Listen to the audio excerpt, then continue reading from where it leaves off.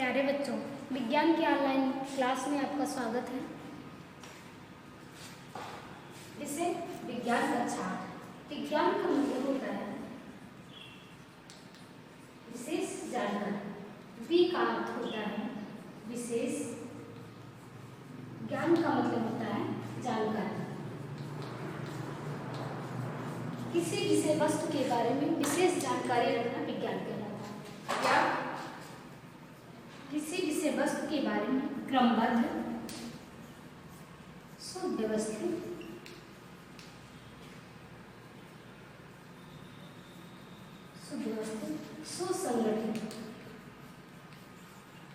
सुसंगठित ज्ञान को, जानकारी को विज्ञान कहते हैं। विज्ञान की परिभाषा है क्रमबद्ध, सुव्यवस्थित, सुसंगठित ज्ञान को, जानकारी को विज्ञान कहते हैं। तो सबसे पहला आपका चैप्टर है विज्ञान एवं तकनीकी के क्षेत्र में नवीनतम प्रगति। विज्ञान एवं तकनीकी के क्षेत्र में नवीनतम का मतलब है नए नए विकास, नई नई उपलब्धियाँ।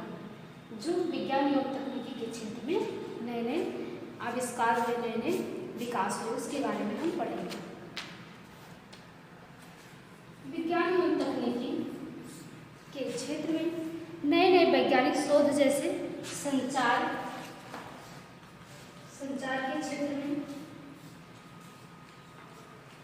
शिक्षा के क्षेत्र में, अंतरिक्ष, चिकित्सा, कृषि, परिवहन, उद्योग, ऊर्जा आदि के क्षेत्रों में विस्तार हुए हैं।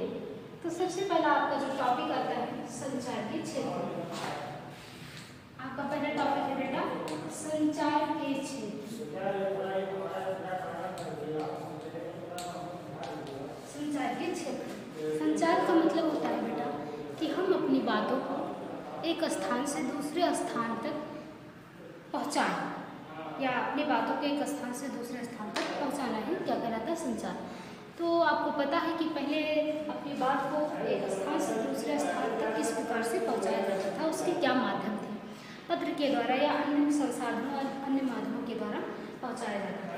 लेकिन विज्ञान प्रगति तकनीकी के क्षेत्र में जो विकास हुआ है, जैसे टेलीफोन, टेलीविजन, कंप्यूटर, ईमेल, जिसको इलेक्ट्रॉनिक डाक सेवा कहते हैं, ईमेल आदि संसाधन उपलब्ध हुए हैं संचार के क्षेत्र में। इंटरनेट का प्रयोग जनसंचार के क्षेत्र में क्रांति के रूप में किया गया।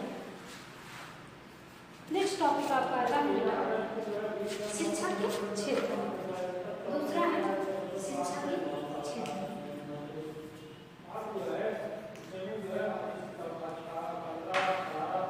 शिक्षा में सूचना। दूसरा टॉपिक है आपका शिक्षा में सूचना और संचार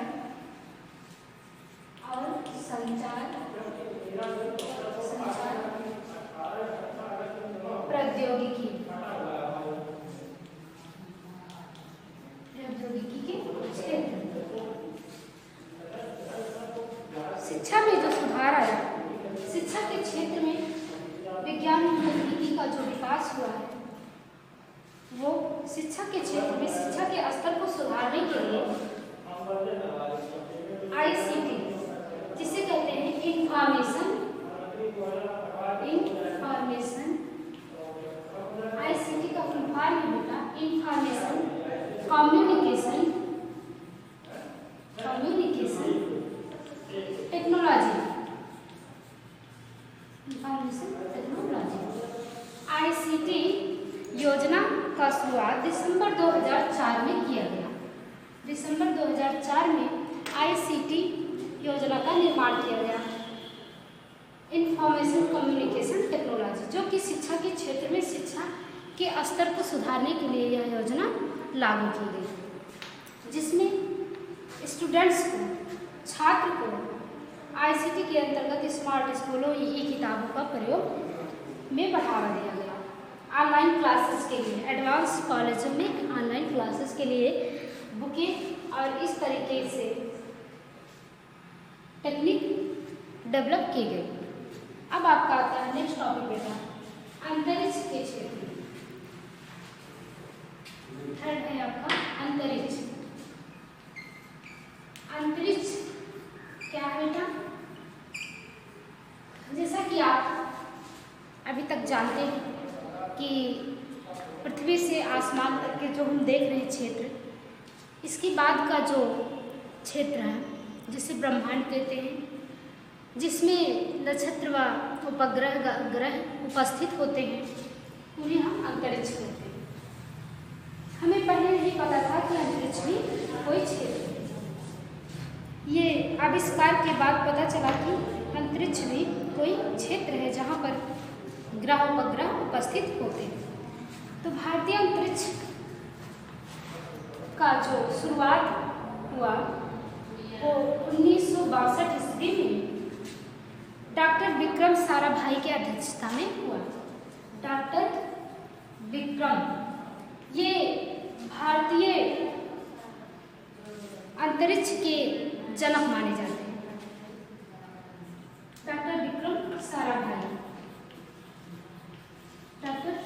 साराभाई की अध्यक्षता में 1962 में अंतरिक्ष की शुरुआत हुई, आविष्कार हुआ।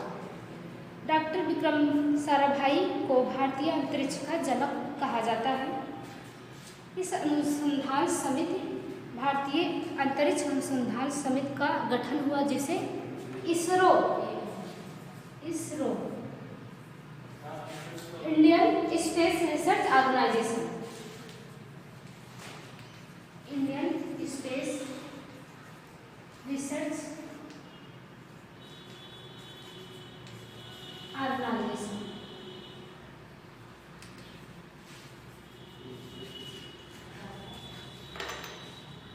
अनुसंधान समिति कहा गया। इसके अंतर्गत रॉकेट प्रक्षेपण का शुरुआत किया गया।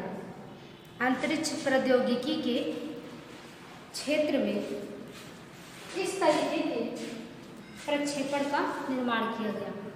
संगठन का जब निर्माण हुआ इसरो इंकोस्पार, जिसमें कि जो उपग्रह का निर्माण किया गया उसमें दूरसंचार, दूरदर्शन, प्रसार, मौसम विभाग, विज्ञान आदि के बारे में जानकारी प्राप्त करने के लिए ये विकसित किया गया। जैसा कि मंगलयान जो कि मंगल ग्रह पर चंद्रयान चंद्रमा पर भेजा गया आदि के परीक्षण के लिए ये सफल रहा। अब नेक्स्ट आपका टॉपिक आता है बेटा रक्षा एवं प्रतिरक्षा के क्षेत्र। रक्षा एवं प्रतिरक्षा।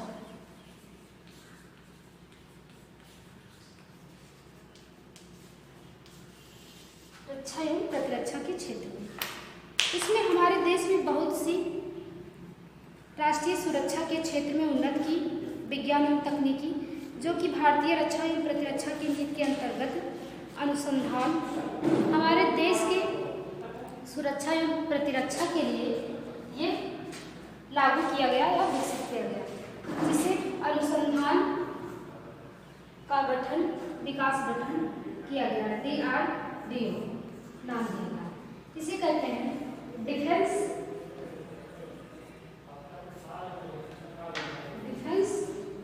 Research development